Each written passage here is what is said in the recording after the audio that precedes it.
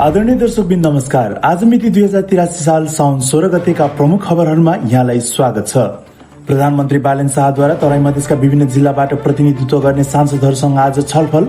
नागरिकको सुरक्षा गर्न र सामाजिक सद्भाव सुदृढ बनाउन सरकार लागि परेको भनाई। सामाजिक सद्भाव कायम राख्न सरकार योजनाबद्ध रूपमा काम गरिरहेको जिकिर। राष्ट्रसभा सभापति रवि लामिछानेद्वारा धार्मिक क्षेत्रका अगुवाहरूसँग छलफल।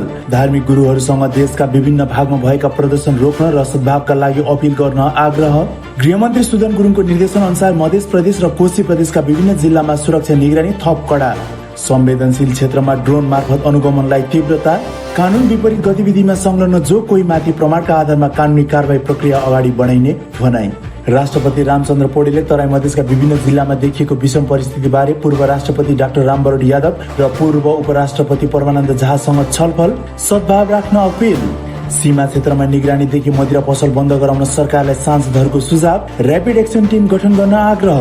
सुनसरीको देवानगञ्ज घटनामा प्रहरीको गोली लागेर मृत्यु भएका 2 युवाको शव पोस्टमार्टम पछि आफन्तले बुझे।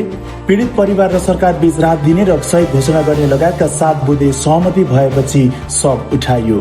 वीरगञ्जमा हिन्दू युवा समूहको प्रदर्शन। घण्टाघर क्षेत्रमा टायर बालेर विरोध। आज साँझ 5 बजेदेखि भोलि बिहान 6 बजेसम्मका लागि वीरगञ्जमा पनि लगाइयो निषेधाज्ञा। माइती घरमा संयुक्त विद्यार्थी संगठनद्वारा हात्तीमालो गरौं देश बनाऊ भन्ने नारा सहित सद्भाव र्यालीको आयोजना।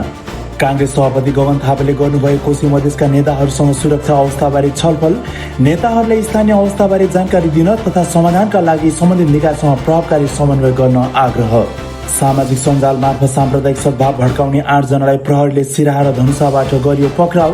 आफ्ना बालबालिकालाई अति आवश्यक काम बाहेक घर बाहिर नपठाउन मधेस सरकारद्वारा सार्वजनिक अपील।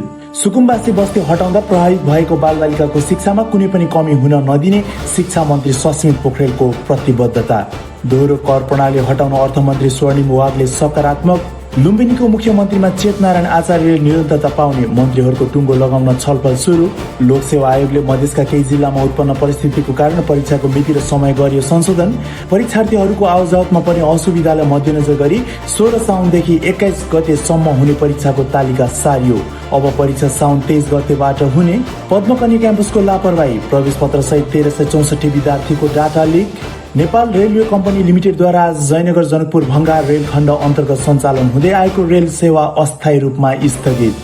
स्वास्थ्य मन्त्रालयको संगठन संरचना फेरिँदै अब सचिव 1 मात्रै। 12औं तहको पद पनि हटाइए। र विदेश खबरमा 40,000 आप्रवासी स्पेनको सहर सेउटा छिरे। 84,000 जनसङ्ख्याको सहर दबावमा। यी त भए आजका मुख्य खबरहरू। हामीलाई सुनेपछि तपाईको कुनै प्रतिक्रिया भए कमेन्ट अवश्य गर्नुहोला।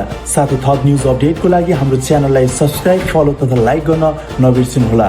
हवस् त आजलाई बिदा दिनुहोस्। तपाईको समय शुभ रहोस्।